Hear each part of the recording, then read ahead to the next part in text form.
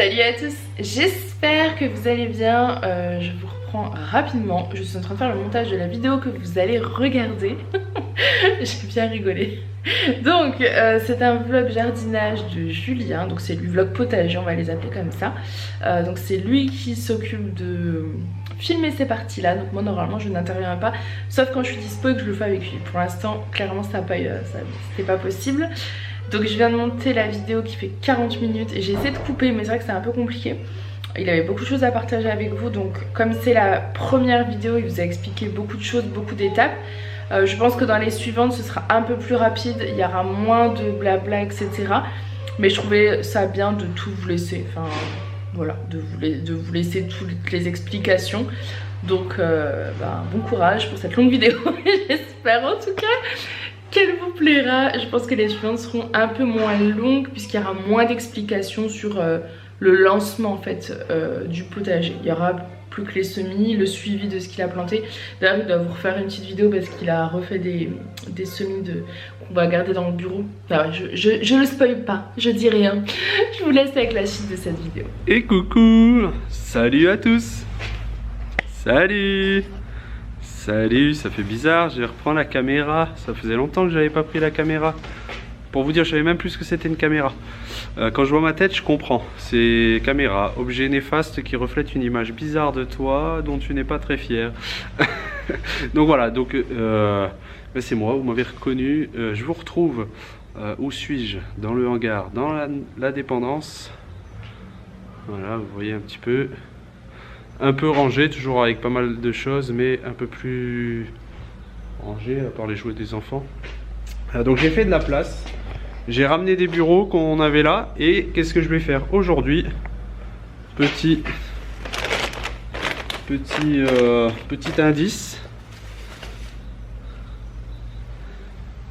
Terreau semis. Semis. Des semis pour le potager. Ben oui, on est en février, alors je vais planter des graines. Voilà. Je commence une nouvelle activité professionnelle dont je vous ai pas parlé. Je sais pas si Farah l'a fait. Et on m'a dit il faut planter des graines. Semer des graines un peu partout et après tu récoltes les fruits. Donc je sème des graines. Non, je mélange deux choses, mais en fait, je vais pas vous parler de mon activité professionnelle.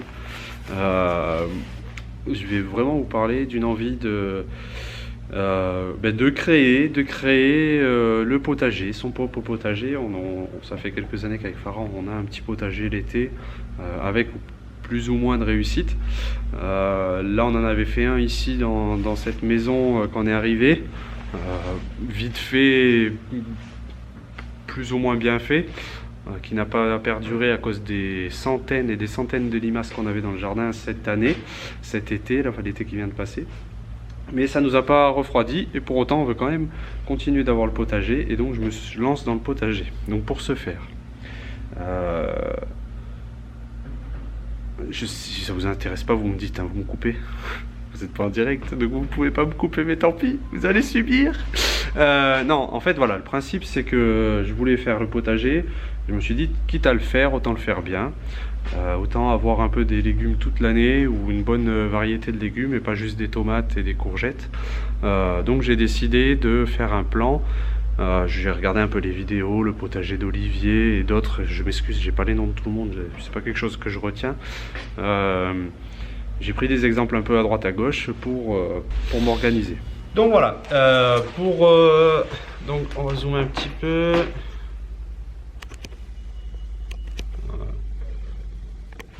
Donc pour le potager en fait, première étape, j'ai listé j'ai listé tous les légumes que j'aimerais cultiver au potager. Alors comment je les ai choisis? J'ai pris des légumes que j'aimerais avoir, qu'on aime manger, brocoli, chou-fleur, carottes, tomates, concombres, courgettes, courges, etc. Donc, et d'autres.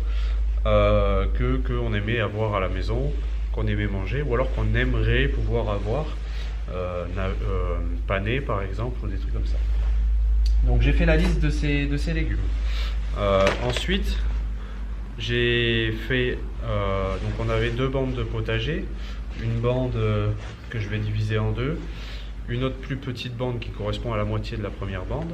Donc ça va me faire 3 petites zones de potager. Et je suis en train de créer une autre zone, à un autre endroit dans le jardin, avec, que je vais découper en 4. En fait, c'est un rectangle que je vais découper en 4 zones pour avoir au total 7 zones de plantation.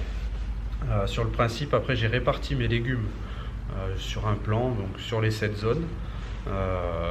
Et pour ça, je me suis aidé donc des conseils que j'ai trouvés sur les associations de familles, de produits, ou les associations qu'il ne fallait surtout pas faire, parce que certains produits poussent mieux avec d'autres, ou alors s'entendent bien parce qu'il y en a qui sont des légumes racines, si j'ai bien compris, donc ils vont dans le sol, des légumes feuilles, donc qui sortent par les feuilles, genre si je dis pas de bêtises, les radis, vont bien avec des brocolis qui poussent plus dans le sol, enfin qui ont des racines, enfin, etc.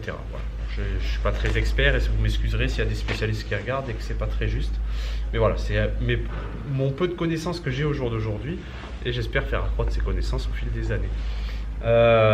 Donc voilà, donc j'ai réparti mes légumes. Une fois que j'avais réparti mes légumes sur mes 7 zones, j'ai modifié en fonction des bons assemblages ou non, pour obtenir un plan qui semblait à peu près correct sur le point de vue théorique vis-à-vis des jardiniers qu'il y a sur YouTube ou ce qu'on trouve sur internet, sur des sites spécialisés.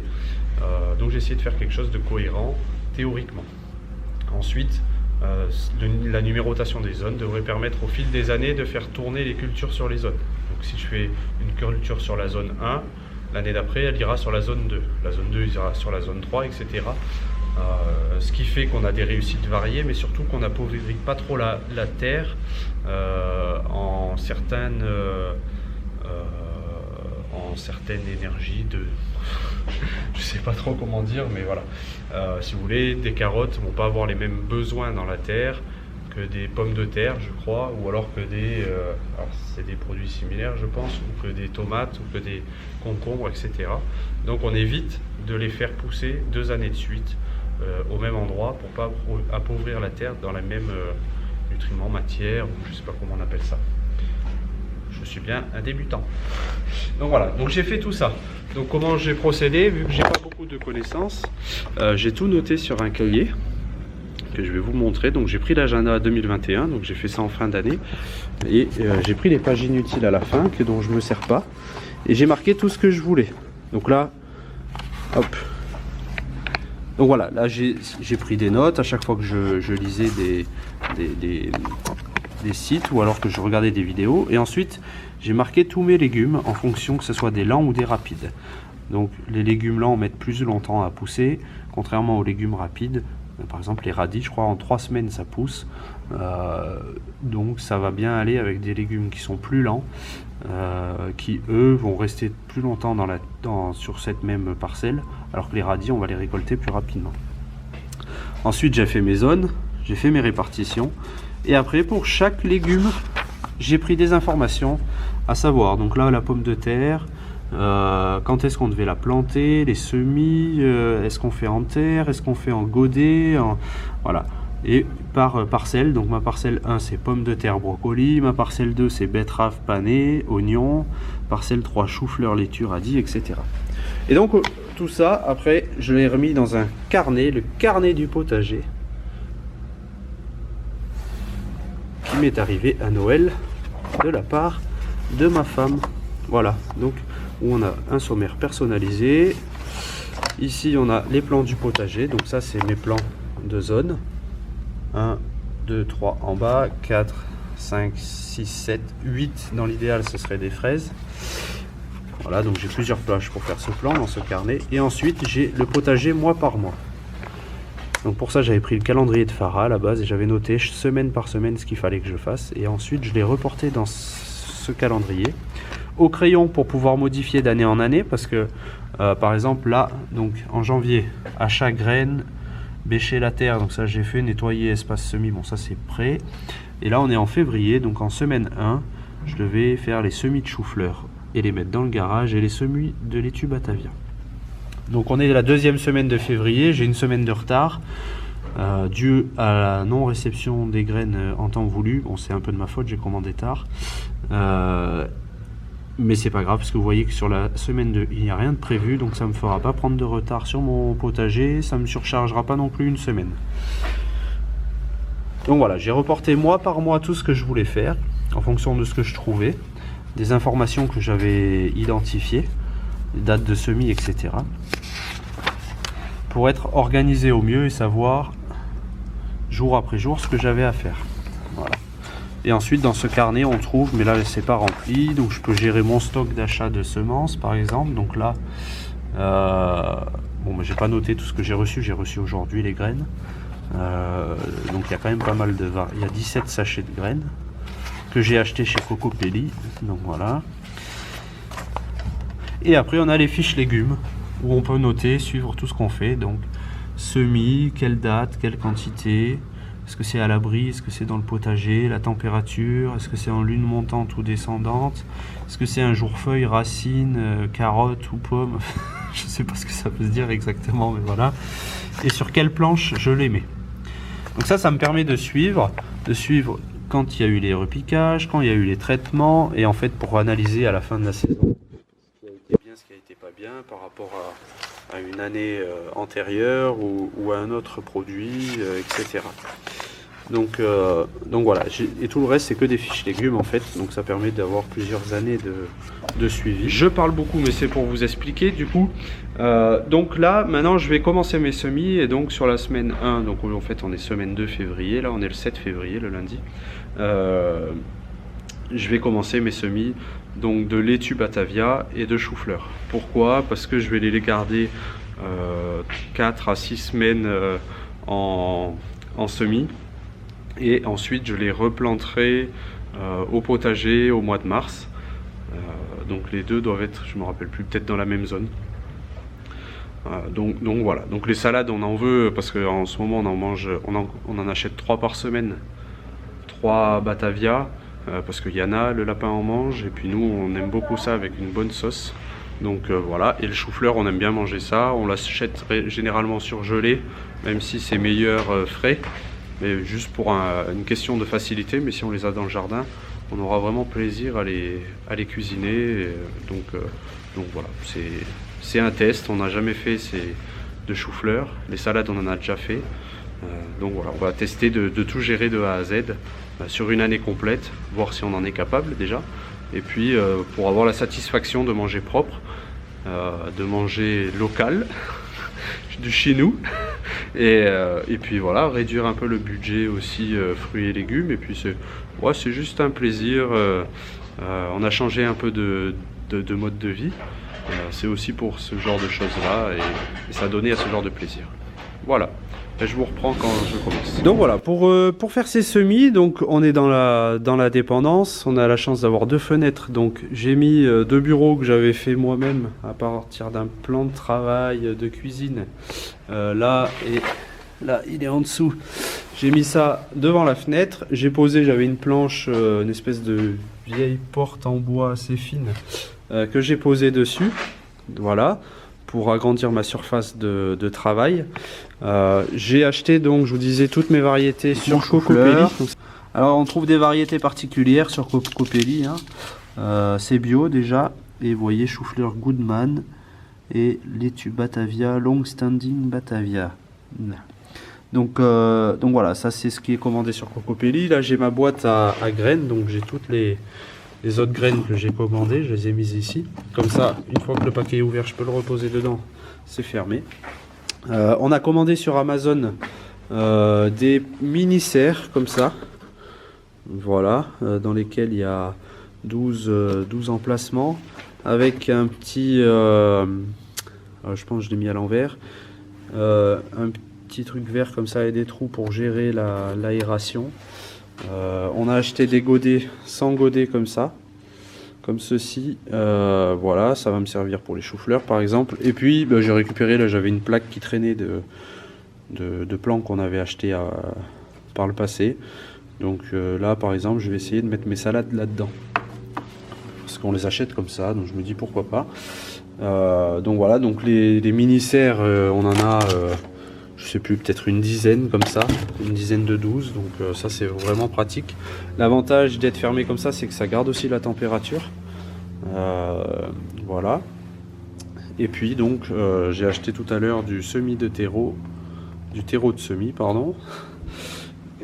Et j'ai acheté, je me suis enflammé là, j'ai acheté un tamis, parce qu'ils disent qu'il faut mettre de la terre de semis par-dessus les graines, quelques millimètres à l'aide d'un tamis, mais bon, la taille du tamis pour ma petite serre, bon voilà, je recouvre tout d'un coup, il est immense, je sais même pas combien j'ai payé ça. En plus, ils allaient fermer le magasin, donc je suis allé vite le prendre en courant, il n'y avait pas trop de choix, donc finalement, je gagnerais peut-être plus à prendre des tamis des gamins là qu'ils ont avec leur petit seau de plage. Pour la taille comme ça ira très bien. Bon voilà, je l'ai et puis on verra comment ça me sert. Donc voilà, j'ai pris une pelle et une balayette pour la terre éventuellement qui tomberait un peu partout pour la ramasser plus facilement.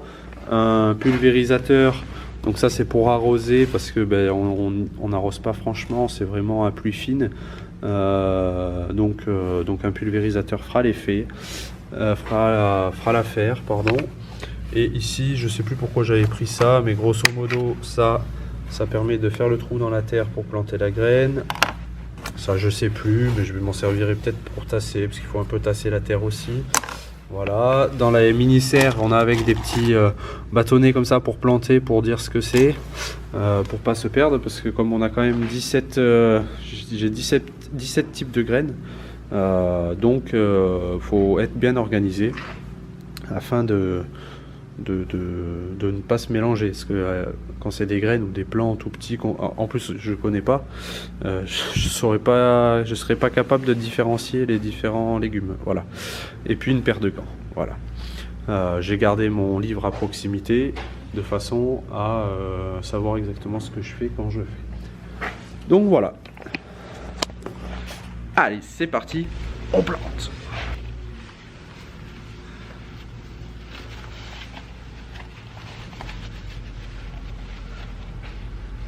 Donc voilà, j'ai pris aussi un carton ici. Donc en fait c'est simplement là ici je vais y mettre des cailloux pour drainer au fond, mais après quand je vais mettre le terreau, en fait le carton me permettra de récupérer le surplus, qu'il y en ait moins partout, donc travailler plus propre. J'aime bien travailler propre et y voir plus clair. Voilà. Donc là je vais remplir mon fond de... Alors voilà, j'ai mis des cailloux. Alors je suis pas sûr que ça soit comme ça qu'il faille faire. Par exemple, quand on a pris cette boîte, il n'y avait pas autant de cailloux au fond. Bon, quand je me dis que quand je vais mettre la terre et que je vais la tasser, elle va être plus compacte, et que les racines qui vont se développer à l'intérieur vont la compacter encore. Donc voilà, je vais mettre mon terreau de semis par-dessus. Donc là, je remplis bien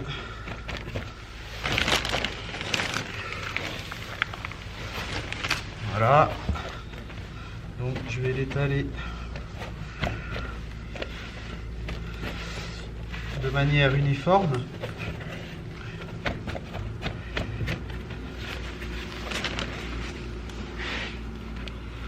J'espère que ça vous intéresse, alors sinon c'est long, hein. Voilà, hop. Donc voilà. Et donc là, je vais partir sur le principe de mettre une douzaine de plants.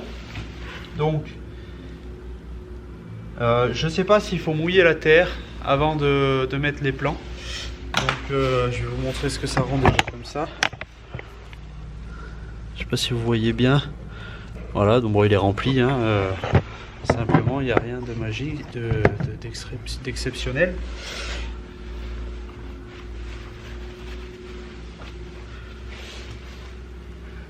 Je vais faire mes 12 trous. Voilà, je vais faire une plaquette à 12.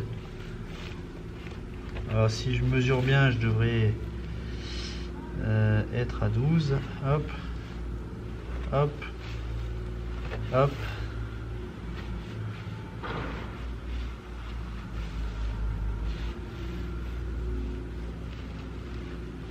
Voilà.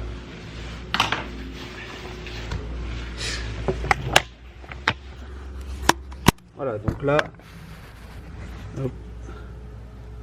j'ai l'emplacement pour mes 12 graines. Et maintenant, donc, je vais prendre ma laitue Batavia. Donc,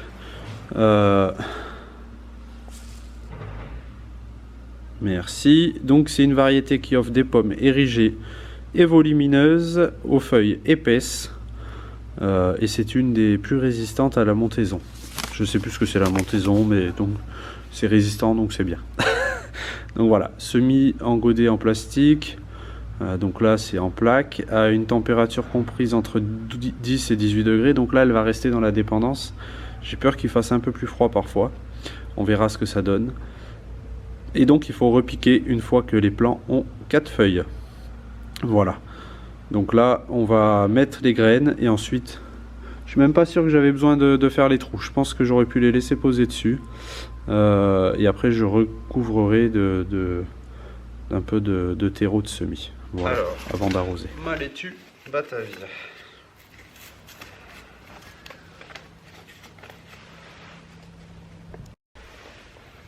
Donc je vous montre les graines. Donc ce sont des graines qui sont vraiment tout petites. Donc difficiles à manipuler. Visiblement on peut procéder d'un outil exprès pour mettre les graines une à une dans les trous.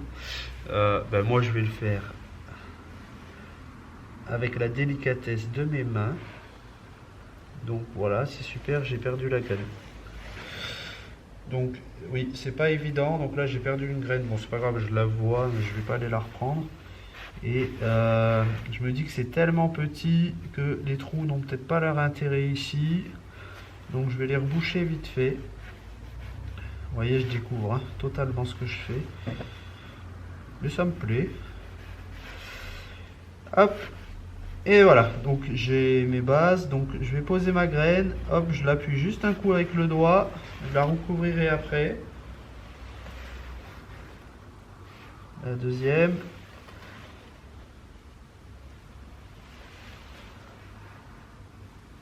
Troisième, une question qu'on peut se poser, comment on sait après où elles sont plantées? J'en sais rien.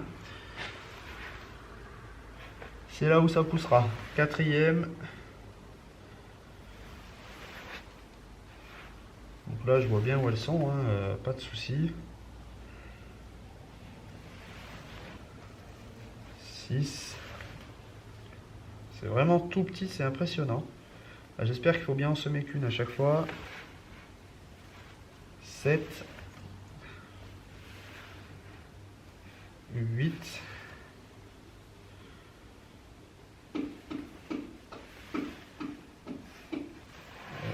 9, ouais c'est vraiment petit.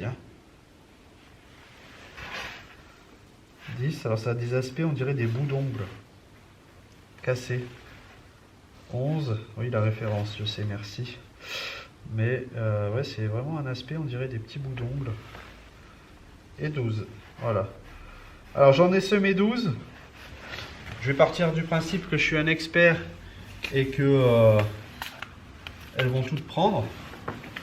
Et sinon, si elles ne reprennent pas toutes, de toute façon comme je surveille, je replanterai d'ici à quelques jours. De toute façon, comme vous avez vu, j'ai un planning mois par mois et là, toutes les semaines, j'ai des plans à faire. Donc, voilà, je recouvre très délicatement. Voilà, je veux pas qu'il y ait une trop grosse épaisseur par-dessus. J'essaye de pas trop toucher avec les doigts parce que j'aurais pas envie de déplacer les graines sans le vouloir. Et je vais tasser. Ah, je sais ce que je vais prendre. Voilà, donc pour tasser, en fait, il me reste des petits tasseaux de la découpe de cage de Yana. Je lui avais fait sous la cage, j'avais mis un bac de façon à ce que ça vole pas partout en fait, avec des rebords qui remontaient autour de la cage. Et donc il me reste un petit bout. Donc je vais tasser comme ça en fait, en appuyant. J'avais vu qu'on pouvait faire comme ça. Juste, j'appuie un petit coup. Alors j'enlève les gants parce que je suis simplement plus délicat et j'ai un meilleur toucher sans les gants.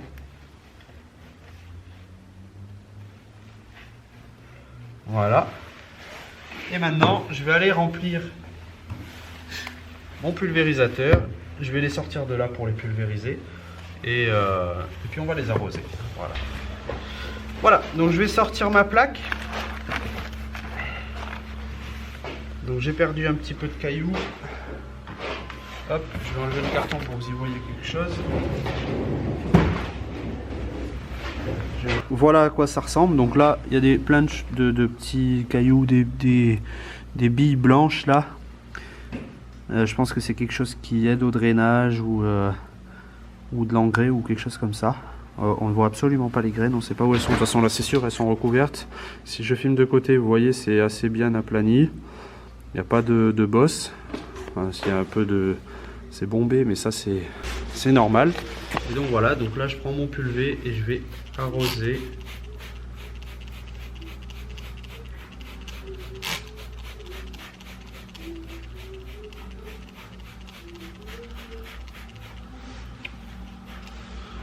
Alors au niveau de la quantité d'eau, je ne sais pas du tout ce qu'il faut mettre.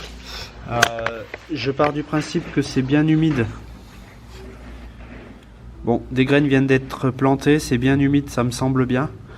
Je suis pas sûr d'être assez humide en profondeur. Voilà. Donc on verra ce que ça donne. Voilà. Je vais le mettre de côté. Donc ce que j'avais pas pensé, c'est cette eau là. C'est mouillé partout. Bon, c'est à la limite, c'est pas grave, mais j'ai pas de chiffon pour essuyer. Comme j'aime bien travailler sur un plan de travail propre, ça me gêne, mais je pense que là je vais faire avec et ça séchera tranquillement. Donc on va la décaler. Donc je cherche une organisation pour poser mes plants. Donc là c'est mes laitues. Je vous reprends dans 2 minutes quand j'ai solutionné. Voilà, je me suis organisé, ça me convient mieux comme ça. Donc j'ai libéré déjà le petit bureau qui était à ma gauche. Le sac de terreau, ça c'est du terreau universel.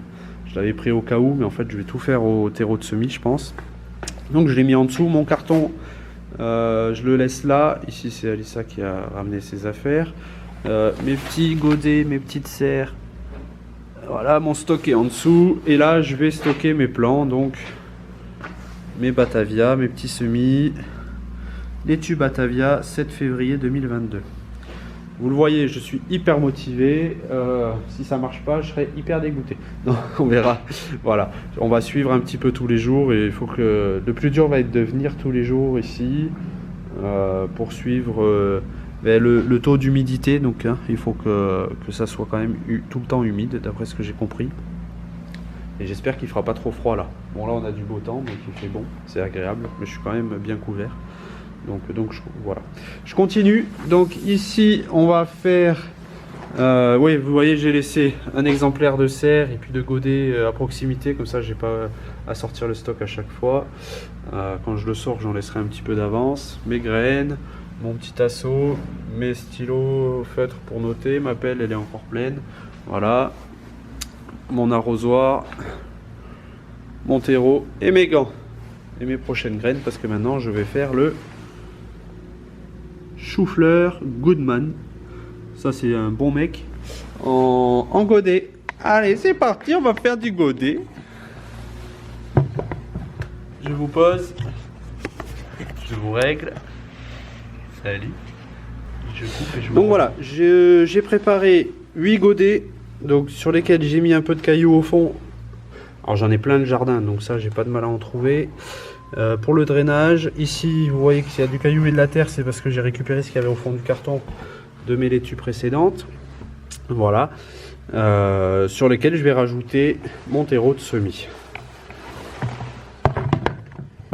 Donc comme pour les salades, j'ai vraiment des petites parcelles de potager, toutes petites. Donc je ne sais pas si au niveau des quantités ce que je veux exactement. Les salades, c'est relativement rapide. On peut en planter tout au long de l'année. Donc, c'est pas un souci. Si toutefois les 12 ne prenaient pas, je referai un bac dans 1-2 semaines. Et j'aurai forcément la place de les mettre. Voilà. Après, j'en veux pas des tonnes. Parce que je pars du principe que la salade, si je la coupe, elle... comment dire ? Elle repousse. Alors j'ai appris que toutes les salades ne repoussaient pas, enfin j'ai cru comprendre. Bon, moi la première que j'ai eue, c'était de la Batavia, je crois. On avait coupé, ça repoussait sans cesse, donc à 4 plants de salade, on avait une bonne rotation. Là, on en mange un peu plus, donc si je pouvais en avoir 6 ou 7, je pense que ça serait bien, parce qu'il y en a aussi à qui j'en donne tous les jours. Donc ben, ça va vite, hein. Voilà, donc là, le problème que je rencontre, et merci le carton, c'est que ben, j'ai plus de mal à être précis en godet parce que c'est rond, donc ça passe entre les godets. La quantité, bon, je vais essayer de bien le remplir, je tasserai après. Donc là, j'aurai un problème pour tasser aussi. De toute évidence, je pourrais pas tasser avec mon petit tasse au carré là. Chaque pot. Alors, ce que je vais faire, c'est que je vais prendre. Je vais prendre mon petit outil dont j'avais parlé tout à l'heure pour tasser mes pots, en sachant que je vais devoir en rajouter après. Donc c'est ça le truc, j'en ai peut-être mis pas mal. Bon, ils sont... Je vais faire comme ça. De toute façon, la terre que je rajouterai par-dessus, elle sera vraiment très légère, hein. Il n'y a pas besoin d'en avoir beaucoup. Peu importe la hauteur du pot. L'idéal, c'est qu'il soit quand même pas trop chargé, je pense.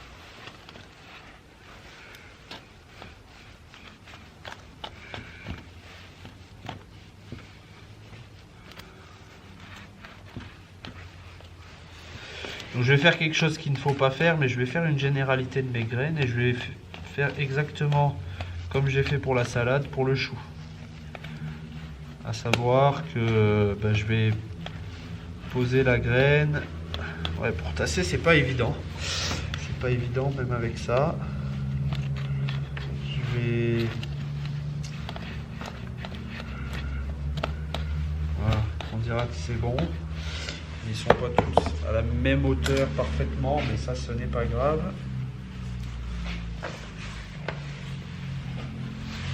Voilà, je vais faire des tout petits trous en fait au milieu du pot.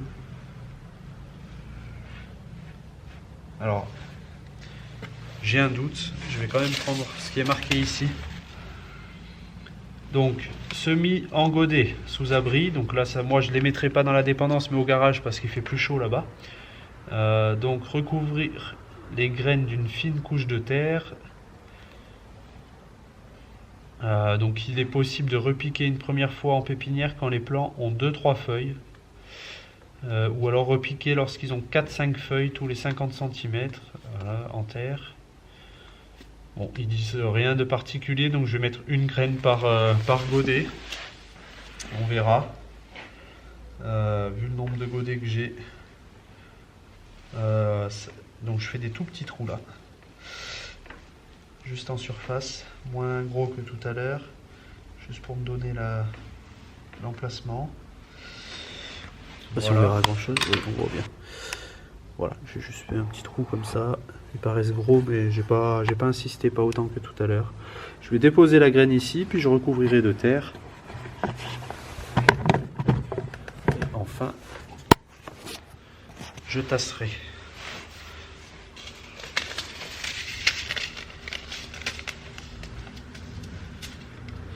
Donc tout ce que je fais là, c'est vraiment de la découverte, hein.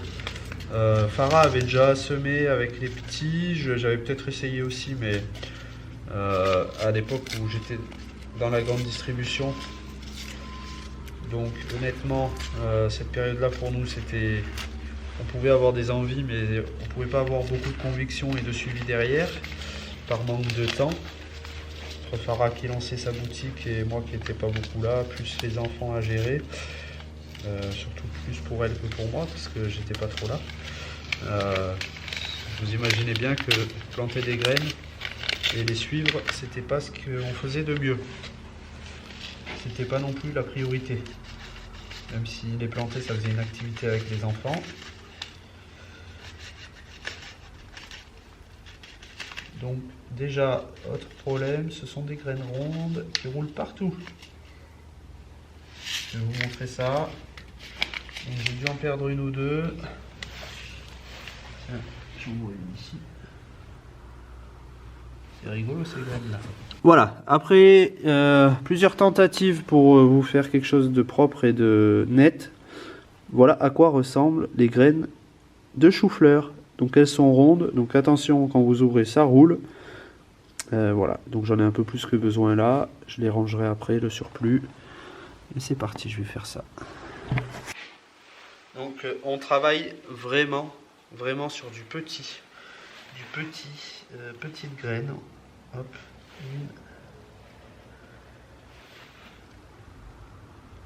1, 2, 3, 4, 5. Je les sens tomber mais je les vois pas. 6, 7 et 8.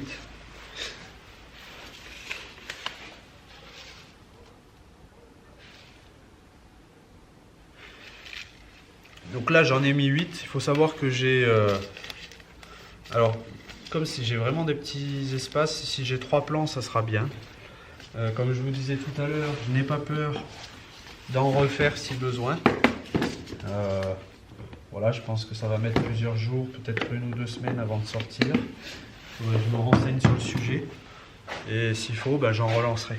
Voilà. Je pense que on n'est pas à 2 semaines près pour les faire, donc ça c'est pas grave. Je compléterai. Si j'en ai en trop là-dedans dans les 8, j'en donnerai à ma belle-mère ou voilà, à mon entourage s'il y en a que ça intéresse. Et puis voilà. Allez, on recouvre. Donc peut-être que pour être plus délicat, je vais prendre ça, cette partie-là de mon outil. Je me dis que si je mets un peu, que je tapote comme ça me plaît bien. Voilà. Ça sera plus délicat, j'en mettrai moins partout. Et pour autant, ma graine est recouverte. Voilà, en fait, j'ai juste la graine à recouvrir. Hein. C'est l'avantage d'avoir le petit trou. Et comme ensuite je vais tasser, ça prendra tout. Alors j'ai un doute. Je me demande si avant de mettre la graine, j'aurais pas dû mouiller la terre. Bon, faut savoir que le terreau, ça reste quand même relativement humide. On le sent. Mais je ne suis pas sûr d'avoir fait au mieux en ne mouillant pas la terre en dessous. Je me demande si ma graine, elle n'a pas besoin d'être au contact d'une terre bien humide. Et je ne sais pas si l'arrosage que je fais par pulvérisation est assez humide. L'avenir nous le dira.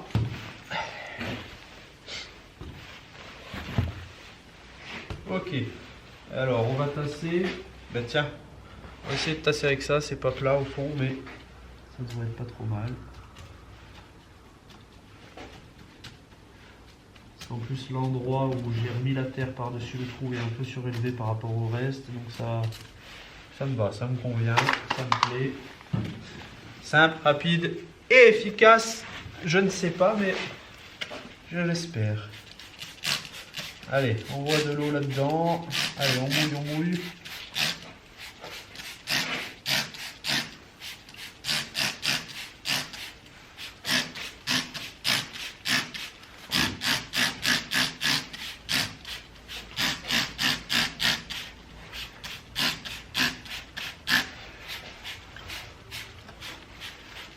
Ok. Je vois bien là avec la lumière du jour, c'est bien humide. Donc volontairement pour que ça aille pénétrer jusqu'à la graine. Et puis on verra ce que ça donne. Allez, je vais les ranger à côté des laitues. Je vais mettre ma petite légende en carton dedans et puis ce sera donc bien. Voilà, j'ai posé mes godets avec mes semis de chou-fleur. Vous voyez, j'ai mis la date. Chou-fleur 7 février 2022. J'ai peut-être parlé de brocoli à la place de chou-fleur dans la vidéo parce que j'ai tendance à les mélanger, j'ai un doute là. Je suis pas sûr de moi, mais vous l'aurez compris, ce sont des choux-fleurs. Voilà. Donc mes 8 pots. Donc voilà, je me suis fait un petit espace là sur mon plan de travail tout en bazar. Donc j'ai dégagé un petit espace en mettant des affaires en dessous qui étaient sur le plan de travail, peu importe, où j'ai mis mes brocolis. Donc j'ai oublié mon carton. Voilà. Donc je viens de dire brocoli. Donc effectivement, maintenant je me trompe, c'est où j'ai mis mes choux-fleurs. Merci. D'où la nécessité d'avoir un carton. Voilà. Pour donner 2-3 informations, donc les laitues et les choux-fleurs qu'on vient de voir seront sur la même parcelle. Donc vraiment petite parcelle sur lesquelles j'ajouterai des radis. Voilà. Alors je regarde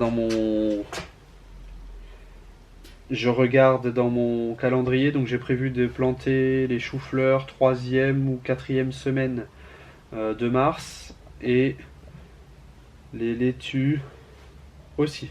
Donc je planterai tout en même temps, en théorie, si ça a bien poussé comme il se doit. Sur mon plan, c'est prévu d'être planté la même semaine sur la même parcelle. Voilà. Donc on verra si c'est ça. Mais alors si c'est ça, c'est bien de savoir que les choux-fleurs et les brocolis, c'est pareil, hein, c'est la famille des choux-fleurs. Et les laitues peuvent s'organiser en même temps, faire les semis en même temps, planter en même temps sur la même parcelle. Visiblement, c'est une association qui va bien. Voilà.